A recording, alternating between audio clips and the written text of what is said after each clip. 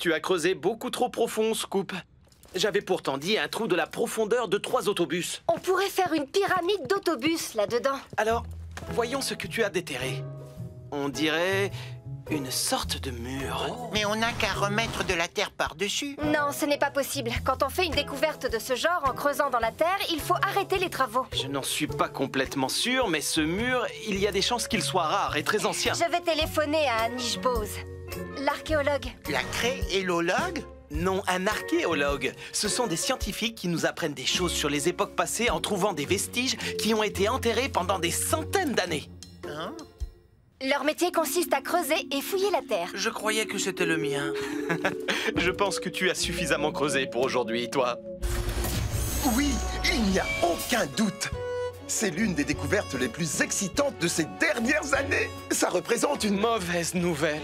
Regardez sous cette terre, il y a les vestiges d'un mur qui date de l'époque des Romains. Le mur d'un fort ou peut-être même d'une villa. Oh, les Romains?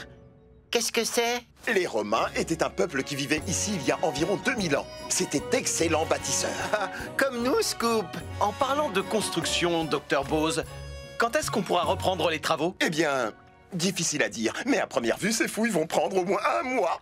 Un mois?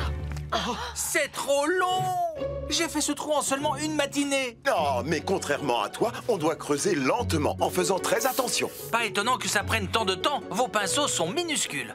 Bon, on n'a pas le choix, on doit arrêter la construction du gratte-ciel. Bonjour tout le monde. Ah, monsieur Bentley. Madame le maire m'envoie prendre des nouvelles de la progression du chantier. Désolé, monsieur Bentley, il ne va y avoir aucune progression pour l'instant.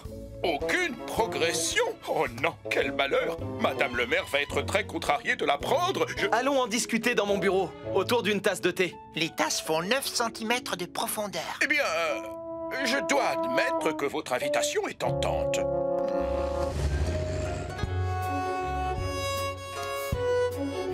Je ne vois pas ce qu'il y a de si extraordinaire. Il n'y a rien d'autre que des vases tout cassés là-dessous. Ce ne sont pas des vases, Scoop. Tu te trompes, c'est une amphore. Les Romains s'en servaient comme bouteille d'eau. Oh, tiens, qu'est-ce que je vois? Mais comment est-ce que je vais expliquer ça à Madame Madison? Elle va penser que c'est absolument... Oh, exceptionnel!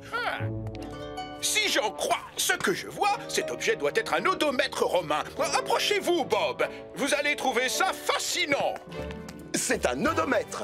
Il s'en servait pour mesurer les distances. Ah, c'est en quelque sorte un télémètre laser? À la place du laser, il y avait une petite roue à cet endroit pour mesurer les distances.